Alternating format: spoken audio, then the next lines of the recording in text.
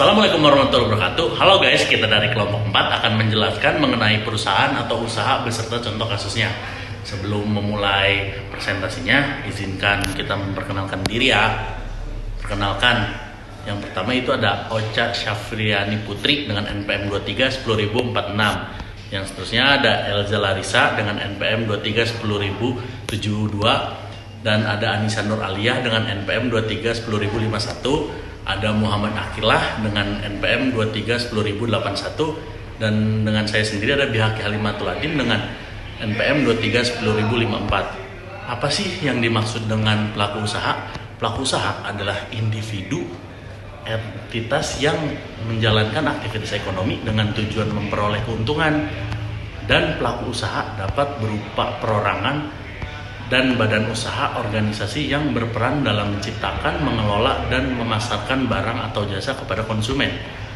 Jenis-jenis pelaku usaha ada individu, yaitu orang perorangan yang menjalankan usaha sendiri seperti pedagang kecil, pengrajin, atau pemilik toko.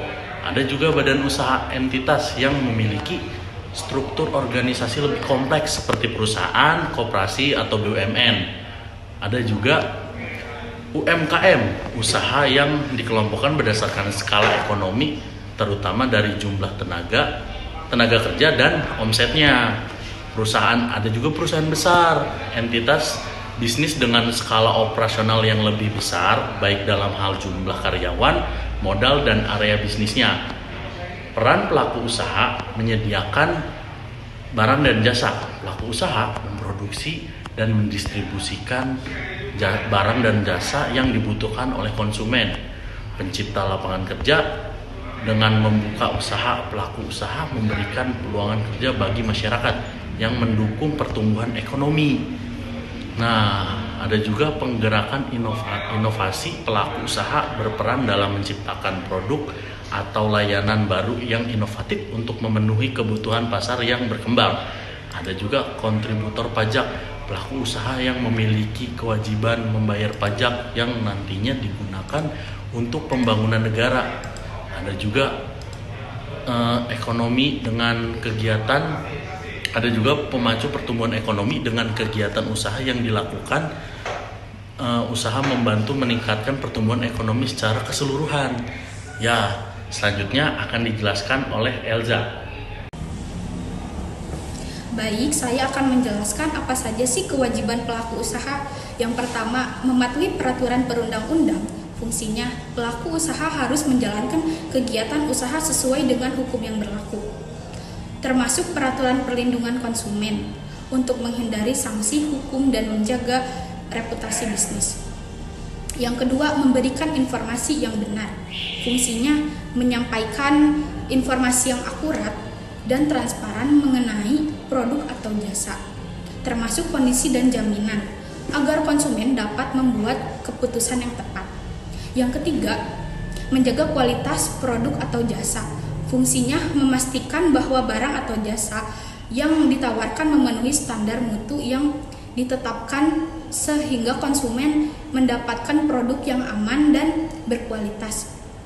Yang keempat, melindungi hak konsumen. Fungsinya menghormati dan melindungi hak-hak konsumen, termasuk memberikan kompensasi jika produk tidak sesuai dengan perjanjian, untuk membangun kepercayaan dan loyalitas konsumen. Selanjutnya ada fungsi dari pengusaha. Yang pertama, mengidentifikasi peluang usaha.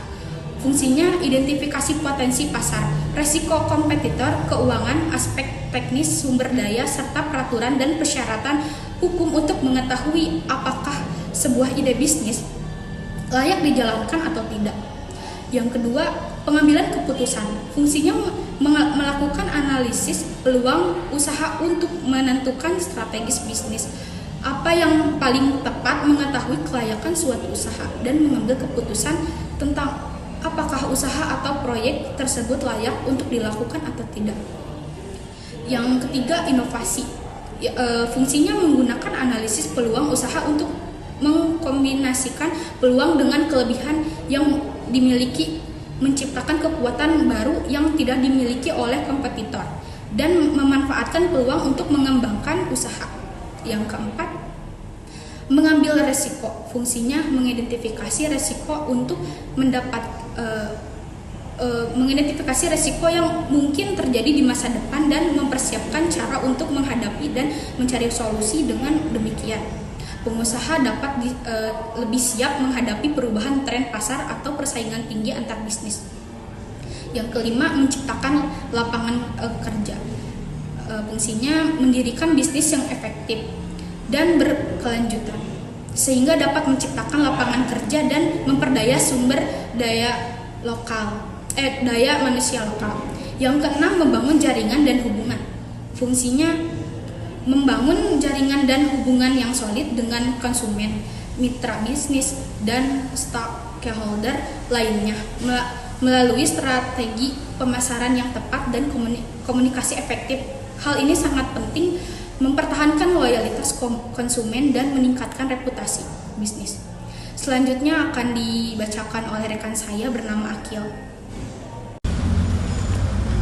Nah, jadi perbedaan pembukuan dengan dokumen perusahaan ada pula perbedaan pembukuan dengan dokumen perusahaan. Yaitu pembukuan adalah proses pencatatan transaksi keuangan yang dilakukan secara sistematis oleh perusahaan yang bertujuan untuk mengetahui kondisi keuangan bisnis seperti pemasukan, pengeluaran, dan aset. Dokumen perusahaan mencakup sebagai jenis dokumen resmi yang digunakan untuk operasional, administratif, legal, dan manajerial dalam perusahaan. Dokumen-dokumen ini mendukung berbagai aktivitas bisnis baik yang terkait dengan keuangan maupun non-keuangan. Perbedaan dari pembukuan dan dokumen perusahaan yang paling utama yaitu pembukuan lebih berfokus pada pencatatan dan pelaporan keuangan yang sistematis sehingga berhubungan langsung dengan kegiatan akuntansi. Dokumen perusahaan yang mencakup dokumen-dokumen yang lebih luas, tidak hanya untuk keuangan tapi juga administrasi, hukum, dan operasional perusahaan. Nah, jadi pembukuan itu lebih berfokus pada menghasilkan laporan keuangan seperti neraca, laporan laba rugi, dan laporan arus kas, memantau aliran keuangan perusahaan agar dapat mengambil keputusan bisnis yang tepat, memenuhi kewajiban perpajakan, karena pembukuan yang baik diperlukan dalam pelaporan pajak. Dokumen perusahaan berfokus pada pencatatan dan pelaporan keuangan yang sistematis sehingga berhubungan langsung dengan kegiatan akuntansi. Dokumen perusahaan yang mencakup dokumen-dokumen yang lebih luas, tidak hanya untuk keuangan tetapi juga administrasi, hukum, dan operasional perusahaan. Baik, saya akan menjelaskan contoh kasus yang akan saya bahas sesuai dengan materi yang telah disampaikan. Contoh kasus yang akan saya bahas itu yaitu kasus berupa korupsi keuangan yang dilakukan oleh direktur dan mantan direktur PT Asuransi Jiwasraya. PT Asuransi Jiwasraya itu melakukan praktik rekayasa akuntansi atau window dressing dan kerugian investasi. Kerugian yang dibuat oleh PT Asuransi Jiwasraya kepada negara itu sebesar 16,81 triliun dan kerugian ini berasal dari transaksi pembelian saham reksadana yang tidak sesuai dengan ketentuan. Lalu pada tahun 2020 kemarin, pengadilan menetapkan beberapa tersangka yaitu Hendrisman Rahim selaku mantan ketua direktur utama Jiwasraya dan Hari Prasetyo selaku direktur keuangan di PT Asuransi Jiwasraya. Hendrisman Rahim dijatuhi hukuman seumur hidup dan harus membayar kerugian sebesar 17,5 miliar dan Hari Prasetyo juga dijatuhi hukuman seumur hidup dan harus membayar ganti rugi itu sebesar 1,7 triliun. Lalu saya akan membahas undang-undang dan pasal yang terkait dalam kasus tersebut. Kasus PT Asuransi Jiwasraya itu melibatkan beberapa pasal dalam undang-undang terkait korupsi dan pencucian uang. Terdakwa utama dikenakan dakwaan primer berdasarkan pasal 2 ayat 1 dan pasal 3 junto pasal 18 Undang-Undang Nomor 31 Tahun 1999 tentang pemberantasan tindak pidana korupsi, serta pasal 55 ayat 1 KUHP.